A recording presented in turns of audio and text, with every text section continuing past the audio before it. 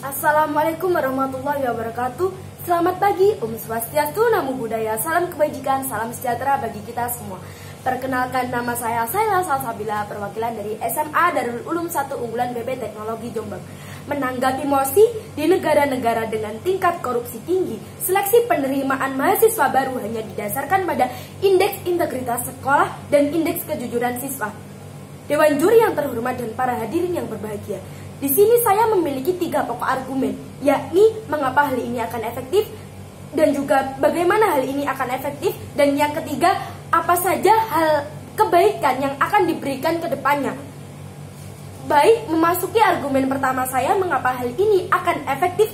Penerapan penerimaan mahasiswa baru hanya didasarkan pada indeks integritas sekolah dan indeks kejujuran siswa akan lebih efektif karena menurut laman resmi kpk.go.id bahwasanya skor indeks persepsi korupsi di Indonesia menempati peringkat 85 dari 180 negara pada survei 2019. Kemudian menurut laman aclckpk.go.id bahwasanya rata-rata kasus korupsi per tahun di Indonesia mencapai 166 kasus dengan 223 terdakwa. Tentu hal ini merupakan angka yang cukup tinggi dibanding dengan negara-negara lainnya. Kemudian yang ketiga adalah penyebab dari korupsi itu sendiri. Penyebab dari korupsi ada 2, dari eksternal dan juga internalnya. Secara eksternal, penyebab korupsi adalah yang pertama ekonomi, di mana Indonesia masih negara berkembang. Yang kedua adalah dari politis ataupun juga perebutan kekuasaan dan juga persaingan di dunia politik itu sendiri. Dan yang ketiga adalah dari organisasi ataupun sistem yang ada di masyarakat Indonesia, di mana dalam suatu organisasi kepemimpinan kurang dilatih, yang sehingga menyebabkan organisasi atau sistem itu kurang baik dan juga kurang rapi untuk mencegah sistem ataupun perilaku korupsi di Indonesia. Kemudian yang kedua adalah dari sisi internal, yakni individu itu sendiri, bagaimana karakter dan moral bangsa Indonesia ataupun juga generasi penerus bangsa masih dipertanyakan, bagaimana karakter dan juga kejujuran mereka belum mengakar kuat, belum menjadi suatu kepercayaan yang benar-benar dipegang oleh masyarakat Indonesia. Kemudian yang kedua adalah dari aspek perilaku ataupun kebiasaan dan juga behavior dari masyarakat Indonesia itu sendiri, di mana salah satunya adalah di lingkungan pendidikan yang sudah melatih perilaku korupsi di bidang pendidikan sejak dini. Kemudian bagaimana hal ini akan efektif? Bagaimana seleksi penerimaan mahasiswa baru dengan sistem ini akan lebih efektif? Menurut aclc.kpk.go.id bahwasanya ada 3 strategi untuk pemberantasan korupsi, yakni represif, yakni penindakan, penyelidikan, penyidikan, penuntutan, dan juga eksekusi. Yang kedua adalah perbaikan sistem, yakni dengan menutup celah-celah untuk melakukan korupsi. Dan yang ketiga adalah edukasi dan juga kampanye. Salah satunya merupakan edukasi di bidang pendidikan itu sendiri.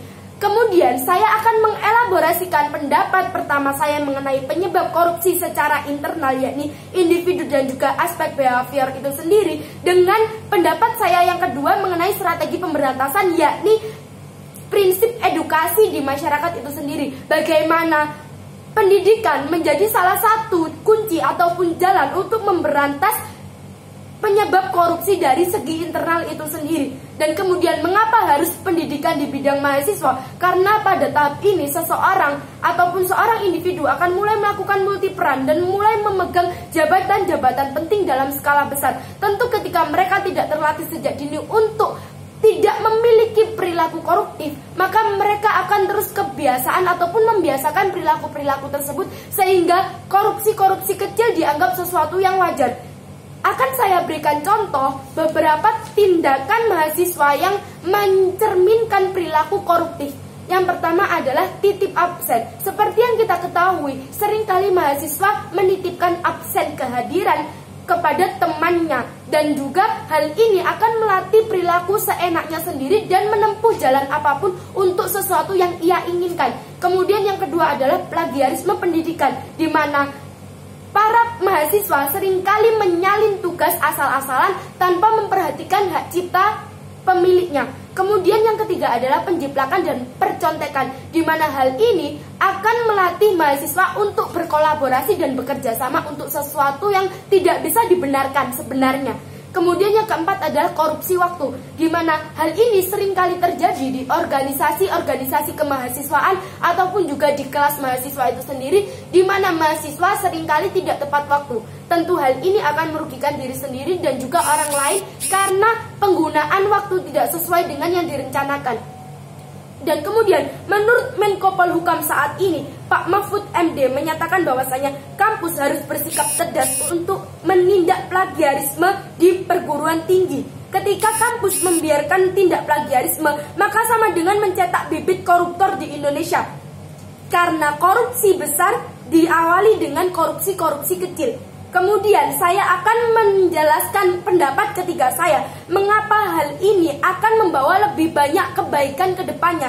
Ketika penerimaan mahasiswa baru didasarkan pada integritas sekolah dan juga kejujuran siswa, maka langkah penerimaan mahasiswa ini akan lebih baik ke depannya. Karena yang pertama dari segi siswa itu sendiri, tidak ada lagi patokan nilai yang selalu memicu mahasiswa untuk menciptakan iklim koruptif di pendidikan Indonesia. Mengapa saya dapat mengatakan demikian? Karena seperti yang kita ketahui, siswa SMA akan terpacu untuk mendapatkan nilai yang selalu tinggi untuk mendapatkan PTN yang ia inginkan. Tentu hal ini akan menghalalkan segala cara untuk mendapatkan nilai-nilai tersebut.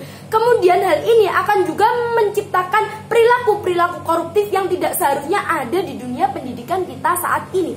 Kemudian dari segi instansi pendidikan itu sendiri, tidak ada lagi penerimaan berdasarkan akreditasi sekolah. Karena menurut saya akreditasi sekolah terlalu banyak pencitraan dan pembohongan di dalamnya. Dapat dibuktikan dengan pengadaan sarpras sekolah yang dilakukan hanya untuk akreditasi sekolah. Bisa saja pengadaan sarpras tersebut dimanipulasi sedemikian rupa untuk tujuan tertentu dari pihak instansi tersebut. Tentu hal ini akreditasi sekolah tidak bisa mencerminkan integritas sekolah tersebut. Untuk itu saya sangat setuju apabila penerimaan mahasiswa baru didasarkan pada integritas sekolah dan juga kejujuran siswa. Sekian, terima kasih. Wassalamualaikum warahmatullahi wabarakatuh.